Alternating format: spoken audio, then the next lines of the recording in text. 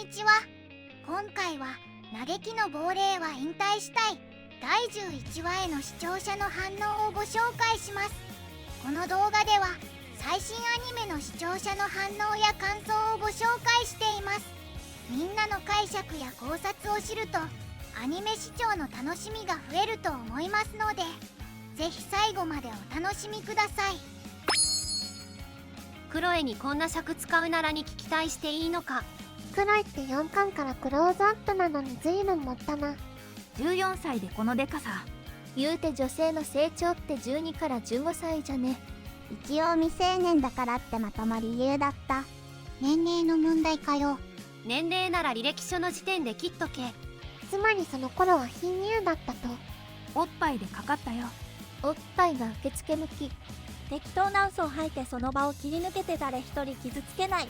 巡り巡って不幸になってるやつは絶対いそうだが、周りの解釈力高すぎなのでは。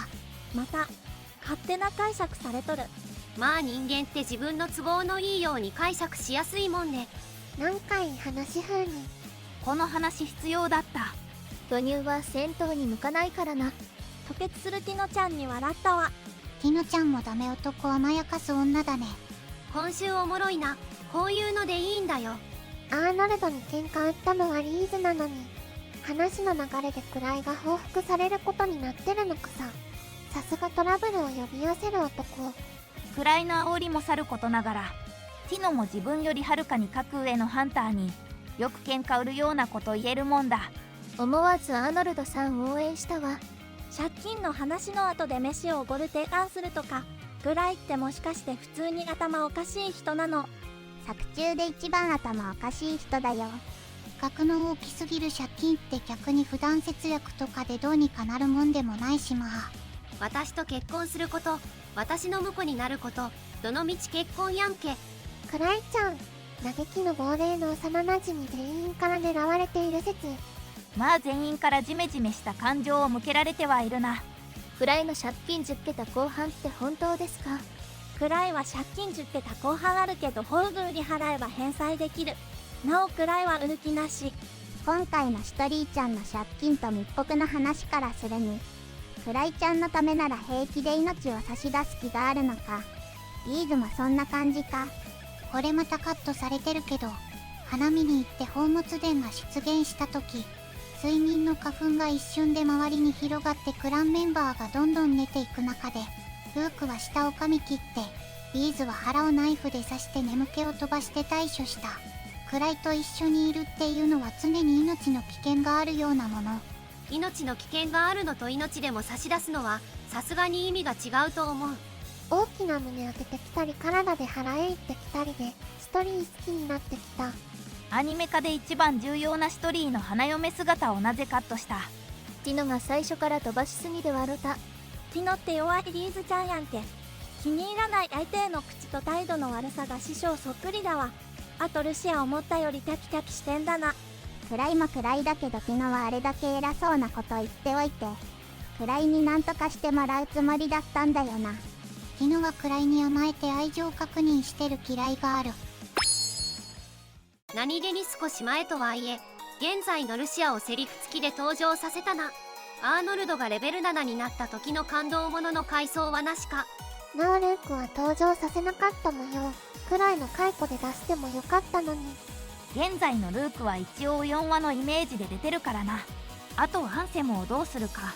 今井さん出てきて嬉しかったが短かったな。今回はクライちゃんデート会だったな。あんまりうかつにデートするとスマート姉妹が怖そうだが、大人ルシアのセリフがちょっとだけやってよかった。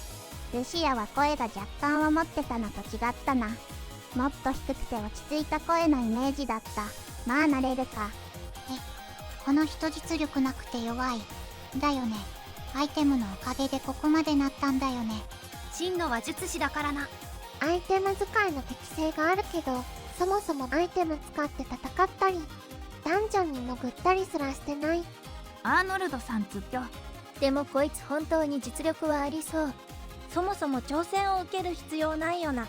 ふう、いい太ももをしている。相変わらずティノがひどい目に遭っておるわ。レベル4とレベル7じゃあな。ティノちゃん、これが妹か。なんか妹もツンデレでちょろくてサイコパスっぽい声だな。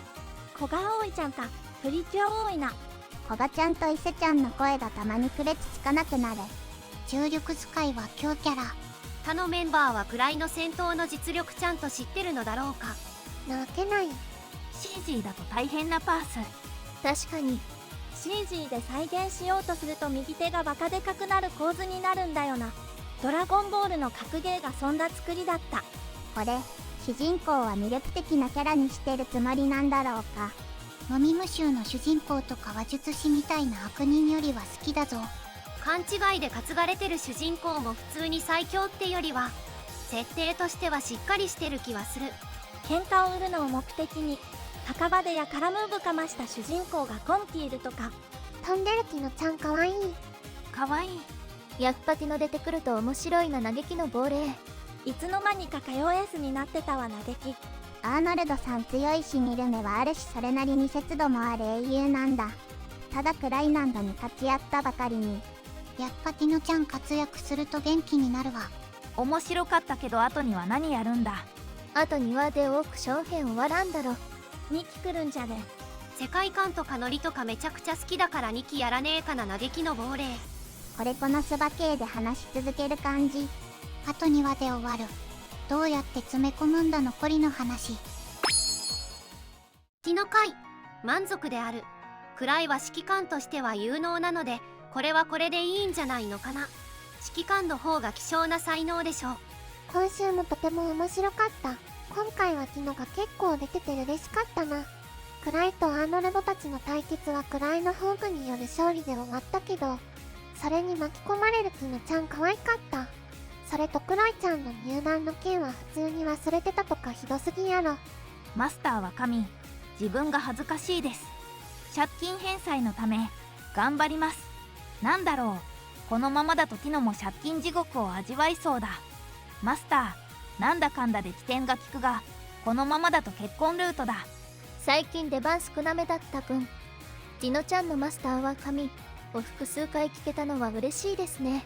2週連続登場のクロエちゃんの出番が多めだったのも嬉しい限り。かわいいね。アーノルドはこれで退くとは考えづらいですが、10桁の借金を理由に結婚を迫るシトリーがエグすぎ。ティノとリーズに加えてシトリーも暗い狙いか。暗いモテモテだな。3人の中だとティノが一番まともな気がするが、暗いがティノを選んだとしたらリーズに蹴り殺されるのが先か、シトリーに毒殺されるのが先か。クロエのおかげで何回話になっている。しかしクライ、よくもまあ口がくるくる回るな。どう見ても煽っている。でもアーノルド冷静だな。真実までたどり着くとは。ホールと話術でかわされたけど、てか久々に元気なティノを見たな。一人冗談じゃなくガチで結婚したいんだろう。千変万化の見通す力がチートすぎる。相変わらず運命に導かれすぎてて、ここまで来ると到達点にすら見えてくる。巻き込まれるモブが気の毒になるな。そして何度も感じてるけど、オープニングや次回予告の使い方がうまい。個人的にとても好きな演出。本人はめっちゃビビってたし乗り気じゃなかったけど、アーノルドたちを一瞬で片付けて、また新たな功績が一つ増えたマスター。借金の件、どさくさに紛れて仲間を盾にするところ、受付の姉ちゃんとの件、見る角度によっては少々クズなのがまた良い味出してるよな。アーノルドが千変万化は軍師タイプだと言っている時の BGM が的を得ているというか湧き立つ感情を表現しているのが良かった。音楽って面白いなと思わせてくれる。そして気がつけば誰にでも試練を与えているくらい。フォーリンミストの面々も大変だな。フォーリンミストの復習会、アーノルドが位の能力を実は見事に当ててるけど、魔道具でボコボコにされるのこの作品らしくて本当に良いな。さらに位くんの株が上がったし、一言一言が深読みされて面白い。コメディでありながら、ゲニ効果を分かりやすく見せる風刺アニメでもある。真相を見抜いたアーノルドは位にとって難敵だが、囚人監視の中で地面に押し付けられたら戦意もないそう。残り2話ではストグリのメンバー紹介すら終わらない。早急なに希望。最後までご視聴いただきありがとうございました。